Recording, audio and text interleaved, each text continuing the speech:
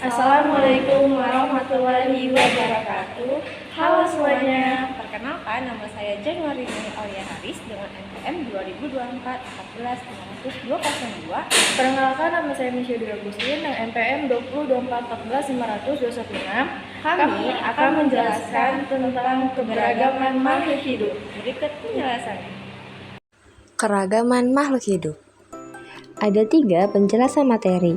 Yang pertama, ada menjelaskan manfaat dan nilai keragaman makhluk hidup. Yang kedua, mengidentifikasi pengaruh kegiatan manusia terhadap keragaman makhluk hidup.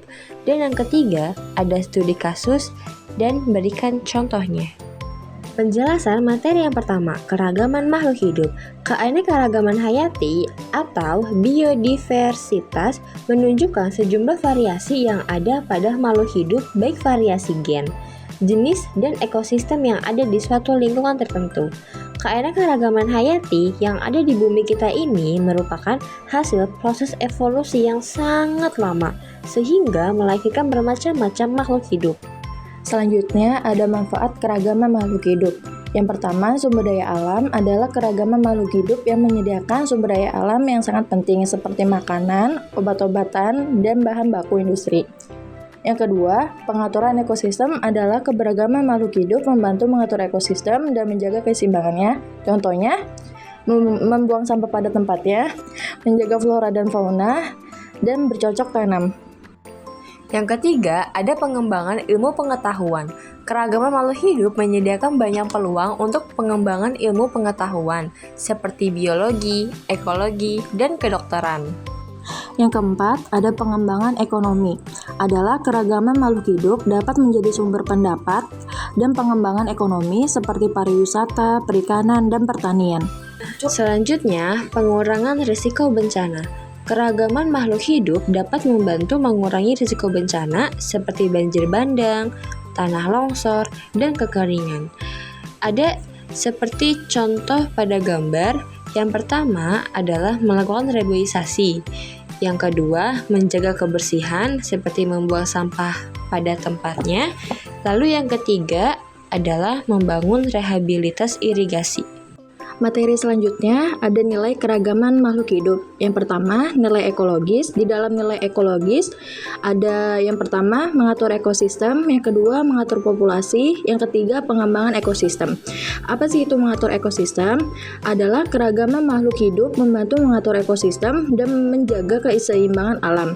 Yang kedua, pengaturan populasi adalah keragaman makhluk hidup membantu mengatur populasi, spesies, dan menjaga keseimbangan ekosistem.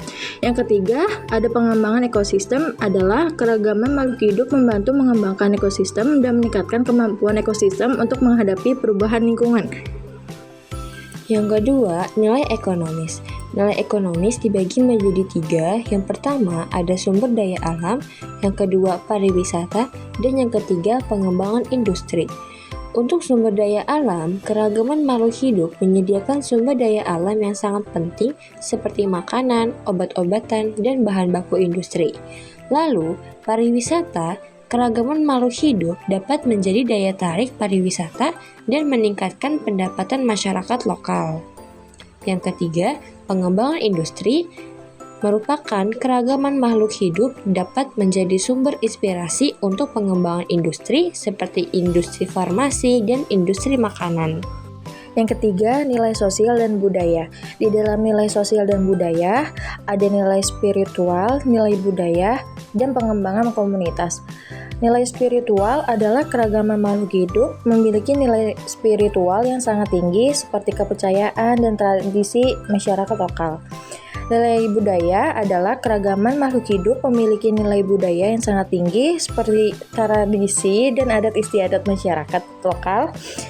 Pengembangan komunitas adalah keragaman makhluk hidup dapat menjadi sumber pengembangan komunitas dan meningkatkan kesadaran masyarakat tentang pentingnya keragaman makhluk hidup. Yang keempat, nilai ilmiah. Nilai ilmiah dibagi menjadi 3. Yang pertama, ada pengembangan ilmu pengetahuan. Yang kedua, ada pengembangan teknologi, dan yang ketiga, ada pengembangan konservasi. Yang pertama, pengembangan ilmu pengetahuan. Keragaman makhluk hidup menyediakan banyak peluang untuk pengembangan ilmu pengetahuan seperti biologi, ekologi, dan kedokteran. Yang kedua, pengembangan teknologi. Keragaman makhluk hidup dapat menjadi sumber inspirasi untuk pengembangan teknologi, seperti teknologi bioteknologi dan teknologi lingkungan. Yang ketiga, ada pengembangan konservasi. Keragaman makhluk hidup dapat menjadi sumber pengembangan konservasi dan meningkatkan kesadaran masyarakat tentang pentingnya konservasi. Materi selanjutnya ada pengaruh kegiatan manusia terhadap keragaman makhluk hidup. Yang pertama, penghancuran habitat. Kegiatan manusia seperti deforestasi, pembangunan infrastruktur, dan pertambangan dapat menghancurkan habitat makhluk hidup. Yang kedua, ada perubahan iklim. Kegiatan manusia seperti pembakaran bahan bakar fosil dan deforestasi dapat menyebabkan perubahan iklim yang berdampak pada keragaman makhluk hidup. Yang ketiga, ada polusi. Kegiatan manusia seperti industri, transportasi, dan pertanian dapat menyebabkan polusi yang berdampak pada keragaman makhluk hidup. Yang keempat, ada eksploitasi sumber daya. Kegiatan manusia seperti perikanan, pertanian, dan pertambangan dapat menyebabkan eksploitasi sumber daya yang berdampak pada keragaman makhluk hidup. Berikut adalah contoh gambar penghancuran habitat. Manusia yang menghancurkan hutan, yang hutan adalah sebagai sarang atau rumah untuk beberapa hewan langka yang ada di hutan, seperti monyet, kancil, burung. Mereka kehilangan rumah mereka sendiri karena ulah manusia. Lalu yang kedua ada polusi. Manusia yang membuang sampah di tengah hutan dan membakar sampah atau dahan-dahan pohon yang menyebabkan asap-asap menyebar luas dan menjadikan polusi. Selanjutnya, yang ketiga, ada perubahan iklim. Manusia yang melakukan pembakaran hutan dan penebangan pohon dengan berlebihan secara ilegal, yang menyebabkan tanah yang awalnya subur menjadi gersang, di mana menyebabkan ekosistem di hutan tidak seimbang. Selanjutnya, yang keempat, ada eksploitasi sumber daya. Perilaku eksploitasi yaitu penggambaran dari suatu pemakaian yang berlebihan terhadap suatu hal. Contohnya ada pada hutan. Eksploitasi hutan ini merujuk kepada pemanfaatan sumber daya alam tanpa melakukan berbagai perbaikan kembali untuk kepentingan pemulihan lingkungan sekitarnya. Pengaruh positif. Yang pertama, konservasi. Kegiatan manusia seperti konservasi habitat, perlindungan spesies, dan pendidikan lingkungan dapat membantu melestarikan makhluk hidup. Yang kedua, pengelolaan sumber daya alam. Kegiatan manusia seperti pengelolaan hutan, pengelolaan sumber daya air, dan pengelolaan lahan dapat membantu melestarikan makhluk hidup. Yang ketiga, pendidikan dan penelitian. Kegiatan manusia seperti pendidikan lingkungan, penelitian ilmiah, dan pengembangan teknologi dapat membantu meningkatkan kesadaran dan kemampuan manusia untuk melestarikan makhluk hidup. Selanjutnya ada studi kasus. Yang pertama, kepunahan spesies. Dalam kegiatan manusia seperti perburuan dan perdagangan makhluk hidup dapat menyebabkan kepunahan spesies. Contohnya itu seperti kepunahan spesies harimau Sumatera. Kawan, coba lihat. Di sebelah sini ada salah satu harimau yang khas dari Indonesia, yaitu harimau Sumatera. Harimau Sumatera merupakan hewan yang berada di ujung kepunahan, dikarenakan hilangnya habitat secara tak terkendali, berkurangnya jumlah spesies mangsa, dan pemburuan serta perdagangan secara ilegal untuk dijadikan barang seni atau bahan obat tradisional. Harimau merupakan pemangsa utama dalam rantai makanan. Harimau memakan apapun yang dapat ia tangkap di dalam alam liar, seperti babi hutan, rusa, unggas, ataupun ikan.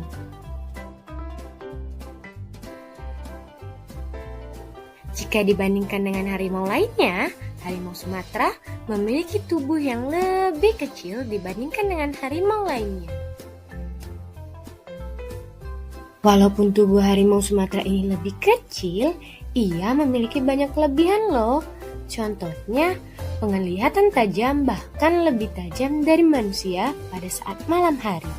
Dan juga, harimau Sumatera ini memiliki indera pendengaran yang sangat tajam. Yang kedua, ada pencemaran lingkungan. Dalam kegiatan manusia seperti industri dan transportasi, dapat menyebabkan pencemaran lingkungan. Contohnya adalah pencemaran udara di kota-kota besar. Indonesia termasuk negara dengan polusi udara yang tinggi. Polusi adalah zat yang mempunyai efek berbahaya atau beracun pada lingkungan. Apakah kalian tahu bagaimana polusi mempengaruhi badan kita? Polusi memasuki udara. Yang pertama, pollutant source, di mana polutan berasal dari satu sumber seperti emisi pabrik. Yang kedua adalah non-pollutant source, di mana polutan berasal dari banyak sumber seperti mobil. Terdapat dua jenis polutan, di mana polutan primer adalah polutan yang dapat menyebabkan kerusakan secara langsung atau bereaksi di udara untuk membentuk zat yang merusak, dan polutan sekunder, di mana polutan terbentuk sebagai hasil reaksi antara polutan primer dan komponen udara. 3 organ utama yang dipengaruhi oleh polusi udara adalah 3 organ yang sangatlah penting: paru-paru, jantung, dan otak. Polutan di udara adalah molekul-molekul kecil yang dapat dengan mudah masuk ke dalam tubuh di saat kita bernafas. Mereka dapat menyebabkan inflamasi di paru-paru yang dapat mengakibatkannya kehilangan kapasitas dan mengurangi fungsinya seiring waktu. Penumpukan polutan ini dapat menyebabkan penyakit pada paru-paru kita seperti asma, emfisema, bronkiolitis, bahkan kanker. Yang ketiga, ada konservasi. Dalam kegiatan manusia seperti konservasi, habitat dan perlindungan spesies dapat membantu melestarikan makhluk hidup. Contohnya adalah konservasi hutan hujan di Amazon. Studi kasus yang keempat, deforestasi di Indonesia telah menyebabkan penghancuran habitat makhluk hidup seperti orang hutan, harimau, dan gajah. Deforestasi juga telah menyebabkan polusi udara dan air, serta perubahan iklim. Tahukah kalian, hutan merupakan wilayah daratan yang didominasi oleh pepohonan. Hutan memiliki peran penting sebagai pemasok oksigen paling besar di permukaan bumi. Hutan berfungsi untuk menjaga keseimbangan ekosistem seperti menyerap karbon dioksida, menghasilkan oksigen, dan menjaga keanekaragaman hayati. Hutan membantu keseimbangan iklim, mencegah terjadinya banjir dan erosi, serta menyediakan sumber daya alam yang dibutuhkan manusia. Namun, saat ini hutan juga menghadapi berbagai ancaman akibat manusia, contohnya seperti deforestasi. Tapi tunggu dulu, coba kalian dengar suara apa itu ya? Hah? Apa yang telah terjadi? Teman-teman, lihat apa yang telah terjadi di sini. Banyak pepohonan yang ditebang. Kawasan hutan kita berubah menjadi kawasan lain akibat aktivitas manusia yang terus-menerus mengeksploitasi hutan. Tindakan manusia yang mengalih fungsi lahan untuk berbagai keperluan tanpa memikirkan dampak buruk bagi lingkungan dan tanpa mempertimbangkan segi keberlanjutan untuk masa depan kita. Dampaknya ada banyak sekali. Yang pertama, habitat hewan terganggu. Yang kedua, ketersediaan air dan udara menjadi buruk.